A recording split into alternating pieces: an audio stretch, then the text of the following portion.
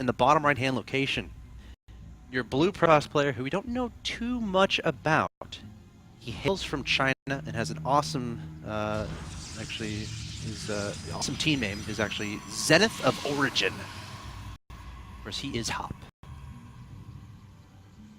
I want to be on Zenith of Origin. That is a awesome team name. It's a sick name. WSC Fenix going with a gas first build, which is not particularly common against Protoss. This is a build that you see most often in Terran versus Terran.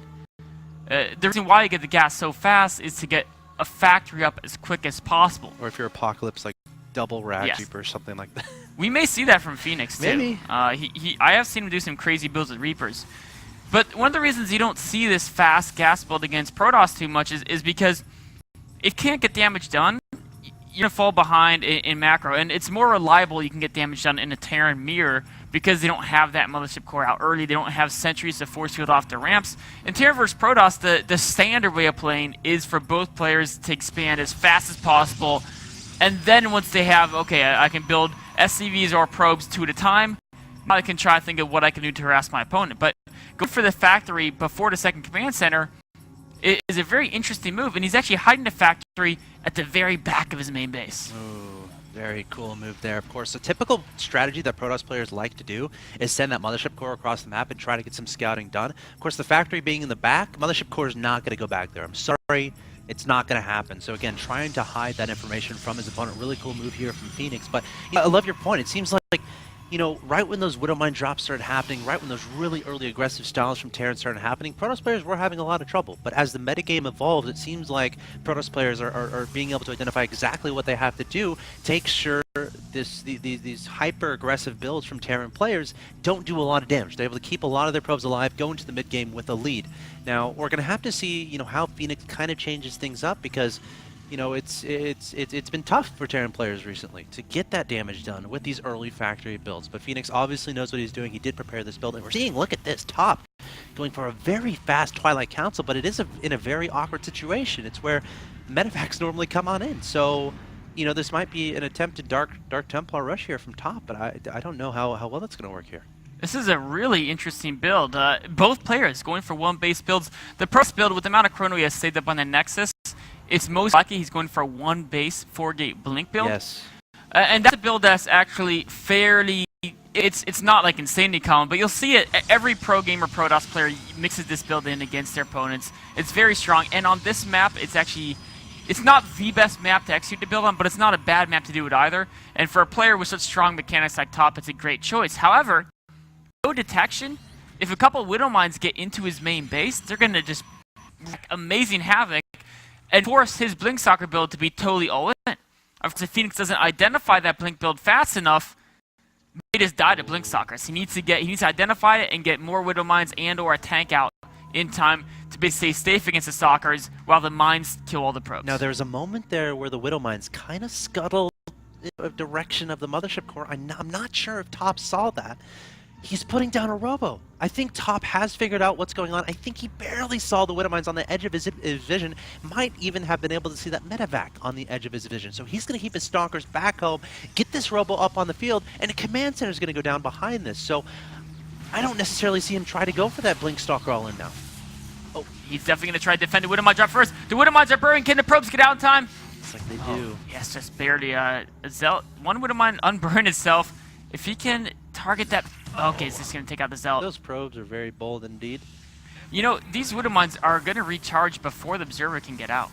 So they're going to have one more volley off. Is Top going to basically realize this and not take too much damage? To count inside his mind, because obviously you don't want to lose too much mining time, but you don't want your probes to stay there because you don't want to lose the probes. But the Widowmine is approaching cooldown and is about to go off. Oh, so many kills. Oh, the Observer getting out, but another Widowmine shot might go off here. Getting targeted down. It does go down. Takes down a Stalker. Not a good situation at all here for Top. This basically, and Top has to do insane damage. 10 workers. His opponent is ahead in workers and has double orbitals on the way, so he has to do insane damage. But Fenix's drop in this situation, actually, the Widowmine drop doesn't actually have to do much damage because just seeing the fact that Protoss is doing a one-base Blink Stalker build is enough to say, okay, I just get a bunker and a couple siege tanks, and he can't kill me. I'll be ahead. So high ground too. No pressure. No pressure at all to go down to low ground, especially after killing all those workers. And when you combine the fact that he doesn't have to do too much damage because of just identifying the Protoss build, with the fact that he actually did a lot of damage, Top is going to need a miracle to make this build work. One Stalker trying to find out what's going on for his buddy's going to blink back before dying, but coming for, I don't see how this is going to work. I really don't. It's 50 to 39. What an interesting clash of builds here too. Not something you see every day. A little bit unlucky, I guess, for Top it seems. And again, losing all those probes is never fun. Stalkers blinking into the main base, taking down a supply depot. And Fenix going to maneuver around a little bit with these siege tanks. Don't want to move around too much. Marauder acting like a hero. The Stalker's blinking forward, but right into a bunker. The tank needs to get repaired by the SCVs. He's not going to get repaired. The SCV is going to get pulled. But being able to take down 2 tanks, not bad at all there for Top.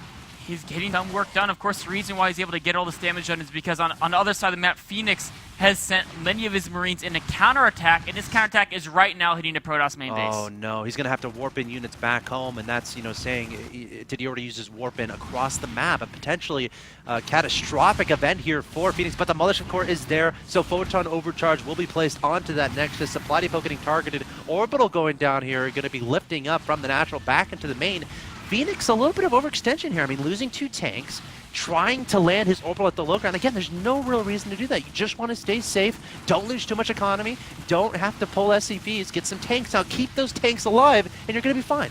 I was really surprised by his decision to stop making those siege tanks. Of course, now he lifted his factory off of the tech lab, then landed it in the bottom left of his base, and now building another tech lab on the factory, so just kind of leaving that other add-on open. Of course, he still has plenty of SCVs.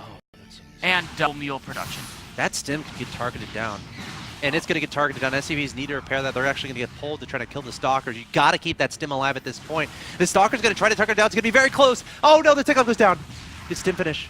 He cancels stim. Oh, he just canceled it. He canceled it right before. Of course, back on the Protoss side of the map, Photon Overcharge is re-put on in Nexus. The Mothership Core doing so much to provide this defense.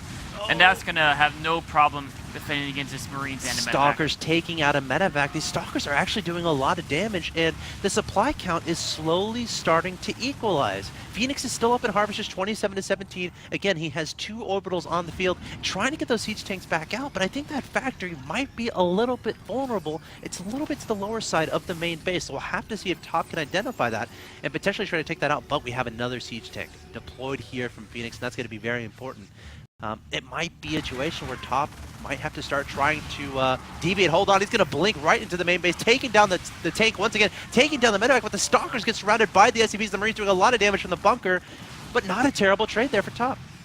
Not bad at all. Of course, if you just look at the value lost, he lost a little bit more than his opponent in that one specific engagement, but taking out the siege tanks means that now the Stalkers are free. And another siege tank being taken out, this time no SCV surround, so the Stalkers get out without a problem. Gosh, Fenix a little bit sloppy with the placement of these tanks, and now the tech lab going to be targeted on the factory, and the tank is going to be vulnerable once he pops out, and Fenix is not feeling confident to engage this. Again, looking at his units on the field, only 8 Marines, only 1 medevac on the field right now.